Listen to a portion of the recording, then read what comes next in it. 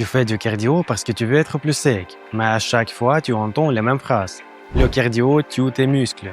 Alors certains arrêtent totalement le cardio. D'autres passent des heures sur le tapis roulant et deviennent plats, fatigués, sans force. Mais qui a raison? Est-ce que courir détruit vraiment tes gains? Ou est-ce qu'au contraire, le cardio peut t'aider à construire un meilleur physique? Parce qu'aujourd'hui, on va analyser ce que dit réellement la science. Et ce qui est intéressant, c'est que certaines études montrent effectivement une baisse de croissance musculaire avec trop de cardio. Mais d'autres montrent exactement l'inverse. Donc le vrai problème n'est peut-être pas le cardio lui-même, mais le type de cardio, l'intensité, la durée et surtout comment tu l'intègres avec la musculation.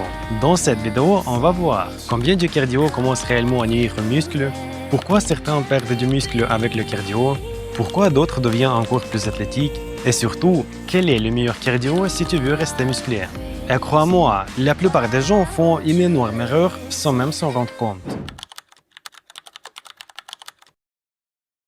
Cette idée vient principalement d'un phénomène appelé l'effet d'interférence. En gros, la musculation envoie un signal au corps pour construire du muscle. Le cardio, surtout l'endurance longue, envoie parfois un signal différent, devenir plus efficace énergétiquement, donc parfois plus léger.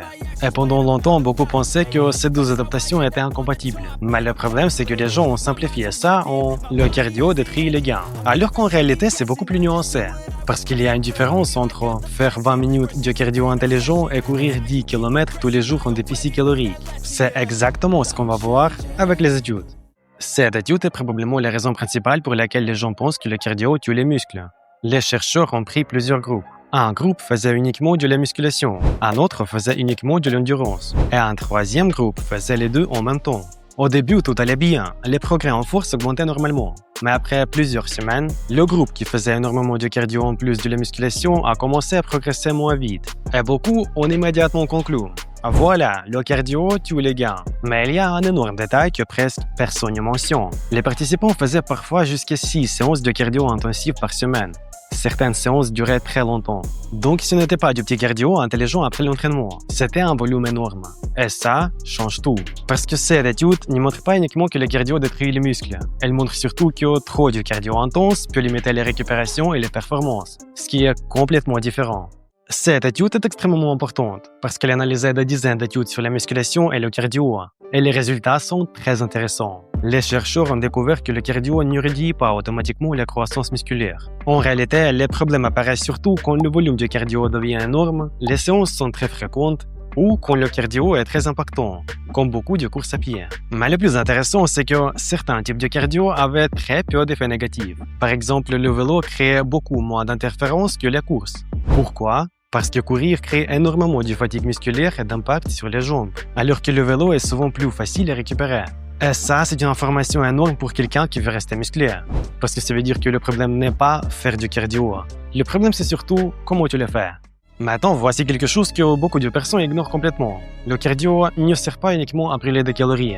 Il peut aussi améliorer tes performances en musculation. Dans cette étude scientifique publiée en 2014, des chercheurs ont analysé pourquoi certaines personnes perdent des performances avec le cardio et d'autres progressent très bien. Et ils ont découvert quelque chose d'important. Le problème n'est pas le cardio lui-même. Le vrai problème, c'est surtout trop de fatigue, trop de volume et une mauvaise récupération. Parce qu'en réalité, un certain niveau de condition cardiovasculaire peut aider énormément en musculation.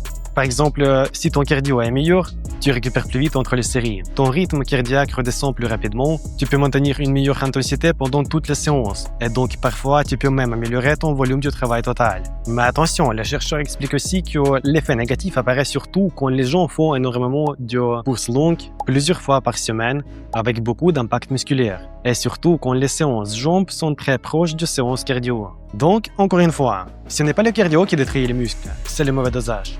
Un peu de cardio peut même rendre ton corps plus athlétique et plus performant. Cette étude est très intéressante parce qu'elle compare différents types de cardio avec la musculation. Les chercheurs ont pris plusieurs groupes de jeunes hommes. Tous faisaient de la musculation, mais certains ajoutaient du running, d'autres du vélo, et certains uniquement de la musculation. Et les résultats sont très intéressants. Premièrement, la masse musculaire continuait quand même à augmenter dans la majorité des groupes. Donc non, faire du cardio ne fait pas automatiquement fondre les muscles. Mais il y avait une différence importante. Les personnes qui faisaient beaucoup de course à pied accumulaient davantage de fatigue. Pourquoi? Parce que courir crée énormément d'impact musculaire, surtout sur les quadriceps, les mollets et les articulations, alors que le vélo provoquait beaucoup moins de fatigue musculaire. Et ça change énormément les récupérations.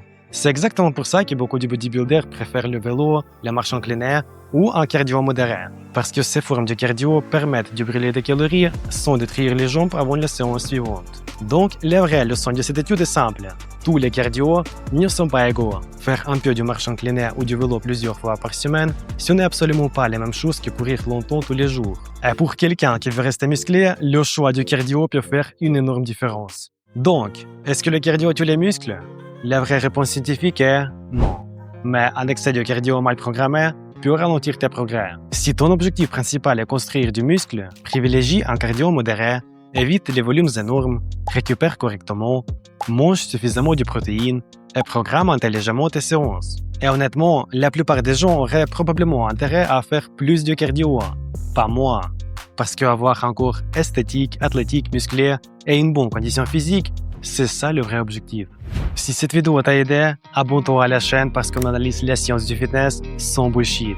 Viens aussi sur mon Instagram où j'aide les hommes à devenir plus disciplinés, plus confiants et à construire un vrai physique athlétique. Et si tu veux accélérer énormément tes résultats, regarde aussi mon programme Spartan disponible dans mon profil Instagram. Il est spécialement conçu pour les débutants, pour les intermédiaires bloqués et tous ceux qui veulent enfin obtenir un vrai physique sans perdre du temps à faire n'importe quoi. Je te remercie d'avoir regardé cette vidéo jusqu'à la fin. Si t'as aimé, laisse ton pouce vers le haut et on se retrouve dans la prochaine vidéo.